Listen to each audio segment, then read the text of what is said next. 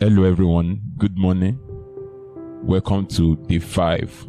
This is Pastor Adeyemi Adiola. This week, we started about 5 days ago. On the first day, we talked about identity. The reason why people serve God the way they serve God is because of the identity they carry. So this week, we also talk about the vision of Peculiar Gospel Outreach Ministry Ibadan, where God is taking us to, what is planning with us. Yesterday, which was the 4th day, we talked about the upper room standard, and I told you that the standard is unnegotiable. As a unit, as an individual, we must walk by the standard. So today we want to look at something different. If we look at the past days, we've been talking about the church, but today we want to talk about us. I want to talk about you. Today is not about church. It's about you. It's about your assignment. It's about your role. So, today's topic is about finding and owning your own role. Finding and owning your own role. God has a role and a purpose for you. We all know that everybody God created, He actually created them for a specific purpose. And when you have a specific purpose, you have a specific role. A builder without assignment is just energy going nowhere. And today is about fixing that. God never created anyone without a purpose. And for you to have a purpose, it means that you have a role. You are never dropped in people's life in a church randomly, specifically sending you there based on your role and His purpose He created you for. Everybody in Victory Parish is wired for something specific. You are wired for something specific. You are here for something specific. You are not here as a spare part. Nobody is here just to occupy a space. You are not just a matter. You are not just a matter. You matter in God's hand. As science to say, matter is anything that have volume that can occupy space. You are not just occupying space. You matter in God's hand. So He sent you to Peculiar Gospel Outreach Ministry, Victory Parish Ibadan, for a particular purpose. You are specific here. God is specific about sending you here. The Bible says in the book of Romans, chapter 12, verse 4 to 6. Just as each of us has one body with many members, and these members do not all have the same function. So in Christ, we do many form body, and each member belongs to all other. We have different gifts according to the grace given to us. Different gifts, different function, different body. We are one in Christ, but we are created for different function and different gifts. We have different gifts, we have different function. And let's see ourselves as a vehicle. Steering cannot say the engine is not important. An engine cannot say the wheels are not important. All of them are important to take the vehicle to its destination. And no role is too small, and nobody is too big. You are not too big, you are not too small.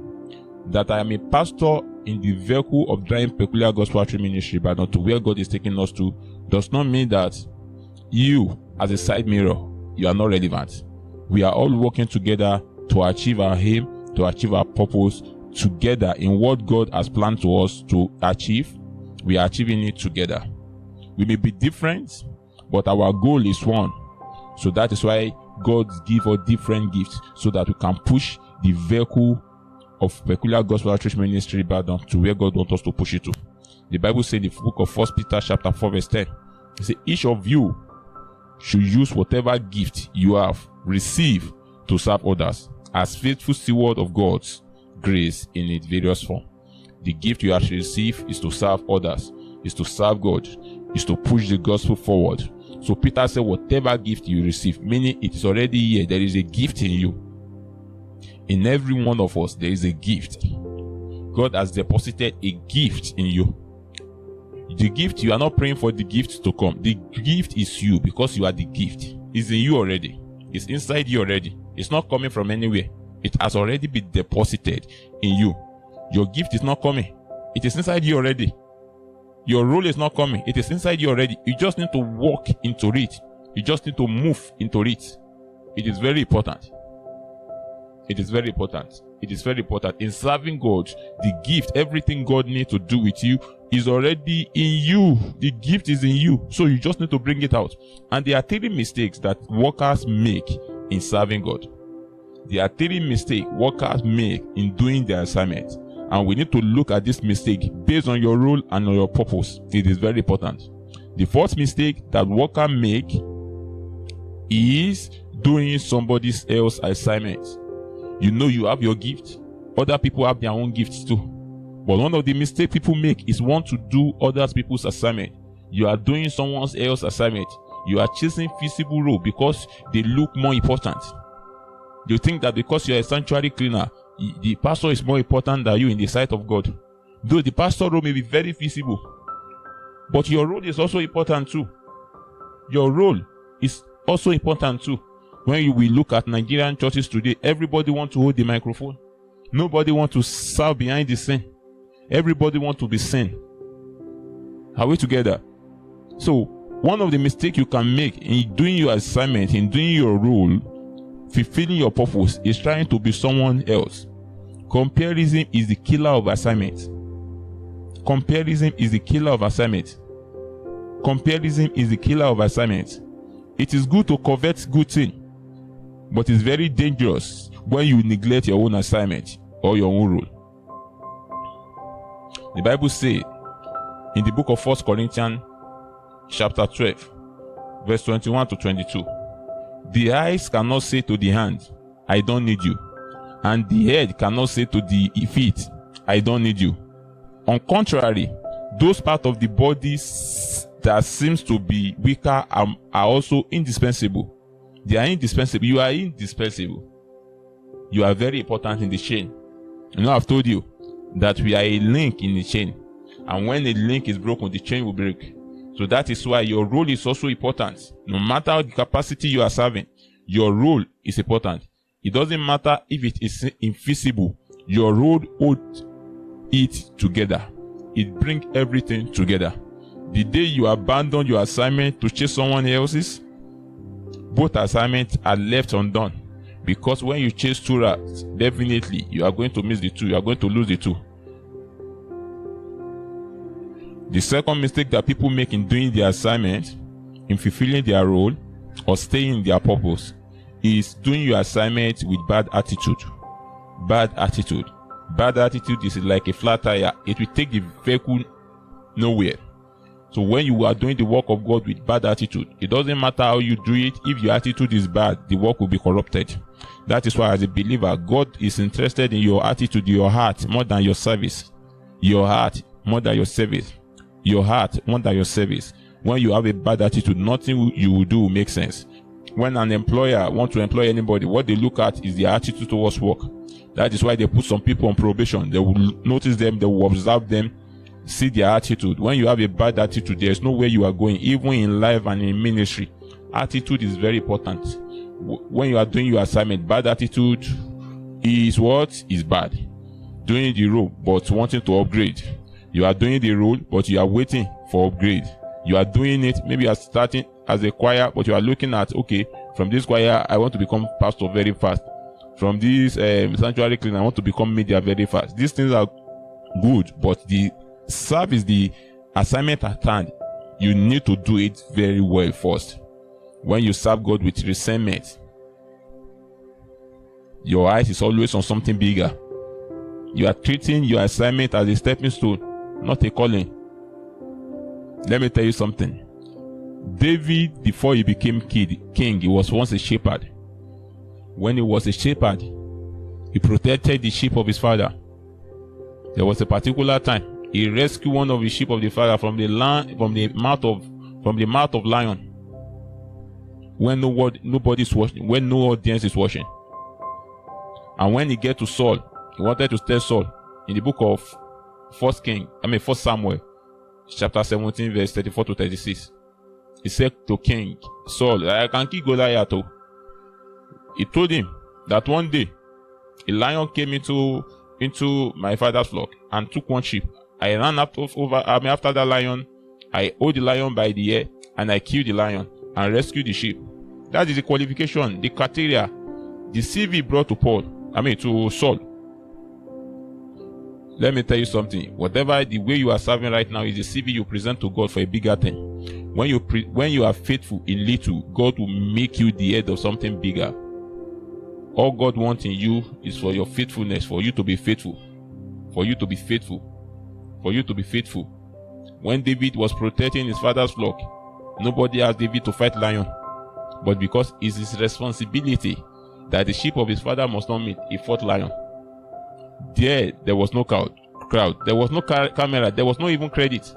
The only time that action was mentioned in the Bible before he became king was when he wanted to kill Goliath, and he needed to convince Saul that I'm not just small, I have done something great before. What are you going to tell God when you are not faithful with the little assignment that he has submitted to you? Let me tell you something. How you treat your current assignment is how God decide whether to trust you with the next one. There is no shortcut from the field to the throne.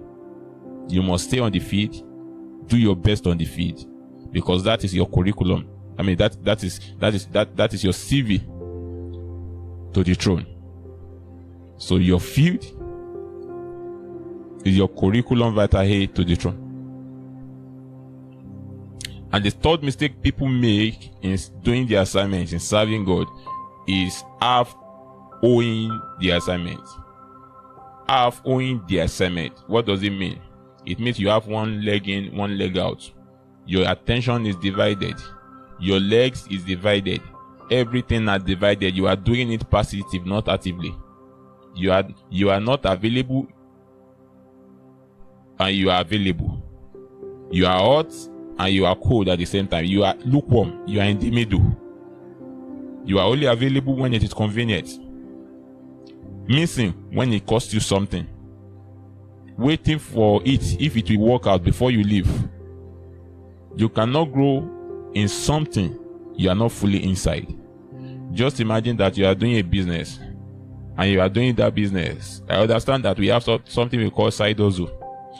Do you know why people choose a hustle as side hustle? Yes, it's because the hustle is not bringing enough money. But let me tell you something.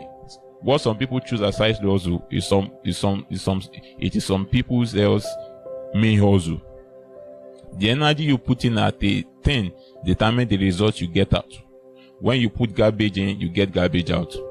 So when you put undivided attention into your assignment, you get a greater reward. When you are doing it passively, you get a passive result. That is why whatever God has called you to do, whatever office He has called you to, whatever position He has called you to, you need to do it with your best. That is why I told you in one of my videos that excellence is more better than effort.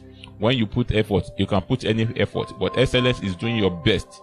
Is doing your best at all time.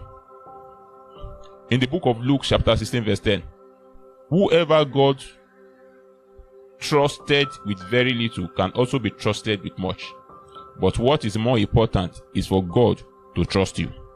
If He can trust you with little, your little is your entry point. He will trust you with much. And whosoever is dishonest with very little will also be dishonest with much. So that is the principle of life. Some people believe that the time they can serve better is when they are owning a bigger position. How you do the smaller position will also determine how you are going to handle the bigger one. And let me tell you something, most of the time, if you handle the smaller position anyhow, I promise you, the bigger position will be worse. Because there you have more responsibility. There you'll be more accountable. There it is more demanding. So that is why you need to build your muscles from small things. Full ownership of the small assignment is always the pathway to bigger ones. It's always the pathway to bigger ones. God will not expand what you have not fully occupied. for God to expand anything, you need to occupy it first. You need to occupy a field. Own your lane completely before you ask him for bigger one. The reason why some people are still in a position in their ministry, in their life, is because they have not occupied. They have not occupied. So we are working together in the next 25 days to make sure that we don't serve God passively. We don't make these 3 mistakes. Don't miss these 3 mistakes. How to find your assignment. Now, one of the greatest challenges for people in life is to find their assignment, to find their purpose. Is to find their assignment and their purpose. I can tell you that almost 90% of people in the world don't know their purpose. They walk around, they do the things they do without a purpose. How can you discover your purpose? In this short podcast or audio, I'm going to make it very brief, but by tomorrow, they are going to answer some specific questions that are very long, and this question are a roadmap for you to know your purpose. And this question, you need to answer them sincerely by tomorrow. That's all you are doing tomorrow. You answer those questions sincerely and you submit, and your result will be forwarded to you back on your email, on WhatsApp, the second or the third day. So based on this answer, everything will be analyzed and give you what God has called you to do. What God has called you to do. Now, how can you find your purpose? Based on the short things I'm going to show you in this audio. There are 3 questions you need to ask yourself if you want to discover your purpose. You want to know what God has called you to do, your assignment. When you are still not sure about your assignment in the church, you feel like serving in a choir, you want to be an usher, you are just confused, you don't know what to do. There are 3 questions that you need to answer sincerely. The first question is, what breaks your heart? What do you see in the church or in people's life around you that genuinely disturb your heart, that genuinely disturb you? What you cannot ignore in the church? Let me tell you something. What you cannot ignore is usually what you are made to fix. You can write it somewhere. What you cannot ignore is usually what you are made to fix. Nehemiah was in a palace, comfortable, far from Jerusalem. He heard that the wall were broken and the people were in trouble. And the book of Nehemiah chapter 1 verse 3 to 4. Let me read from here. Those who survived the exile are back in the province, are in a great trouble and disgrace. The wall of Jerusalem is broken down, and its gate has been burned with fire. When I heard this thing, this is Nehemiah talking, I sat down and I wept. For some day I mourned and fasted and prayed before the God of heaven. So the things that you cannot ignore, the things that get your attention, the things that make you feel like something needs to be done, is what you are designed to fix. Nehemiah was not a builder. He was not a bricklayer. He didn't study civil engineering, but he had a burden to fix the wall of Jerusalem. Nehemiah's assignment didn't start with a skill. He started with a burden. What burden do you carry? What burden do you carry? He wept before he built. What burden do you carry? So these are questions you need to ask yourself. What makes you weep is pointing you to your calling, is pointing you to your assignment. The second question you need to answer sincerely: what flows naturally from you that other people find it very difficult to do? There are some people without voice training, they can just hold the microphone and sing excellently. There are people that have even went to university to study music cannot compete with them. It flows from them naturally. Something you can do that people find it very difficult to do. There are some people, it is prayer. They can pray from morning to night. I understand that prayer is calling, is grace. But there are some people that have love for prayer. Not something you struggle with. There are things that flow from you naturally. Is a sign. Natural flow is God's fingerprint on your assignment. When God called a man, he empowers him. There are some gifts you carry right now that you can do naturally. It's God. It's God that gave you those gifts. He gives you those gifts so that it can support your assignment. It can support your assignment. I want you to sit today, reflect upon your life. Reflect, think about it. What can you do naturally that other people find it very difficult to do? Is your calling, is your assignment. Is your assignment. The third question is, where do you feel most alive when you serve? There are some people, when they serve in a particular department, when they get home, they feel sad and bothered. It's not about where you feel sin. That you feel sin does not mean you are alive. There are some pastors that will minister, and when they get home, they don't feel it. They feel bothered. They feel distracted. Though they are sin, but they are not alive. Where you feel most alive when you serve is an indication, is a compass directing you to your assignment. There is difference between feeling important and feeling purposeful. When you feel purposeful at a given assignment, focus on that thing. It's your assignment. When you are serving in where God has called you to serve, you will not leave the service, the church, exhausted. You will leave it energized when you are going on. Your assignment lives at the intersection of what breaks your heart, what flows from you naturally, and what makes you feel most alive when you do it. Find the intersection. That is your lane. That is your lane. Now I'm closing with this.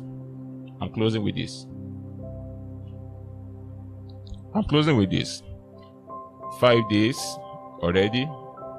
We have set a 5 foundation. Identity, vision, reservice, upper room, your personal assignment. That's what we are talking about today. I want you to know that something has shifted in you. Something has shifted in you. Even you cannot fully see it now, you cannot fully feel it yet. But I can tell you, shift happen underneath before they show up on top. I want you to follow through for this training. The Bible says in the book of Ephesians chapter 4 verse 11 to 12, Christ himself gave some apostles. This is the scripture where he gave people the 5 folds of the ministry. He gave some apostles, gave some prophets, he gave some evangelists, he gave some pastors, some teacher to equip his people for the work of the ministry and for the perfection of saints. The pastor equip, the worker execute. Where it becomes so difficult for the pastor is when the pastor is equipping and also the one executing. The workers are not doing their responsibility. The workers are to help God in the life of the pastor. The function of the pastor is to help the saints. The saints are to build the ministry. They are the one to execute it. We are all working together, but it is our post, our position that is different. Both are necessary. Neither replace the other. That I am a pastor does not replace the execution of worker. We are all together. We are all working to achieve our common goal in which God has entrusted in our heart.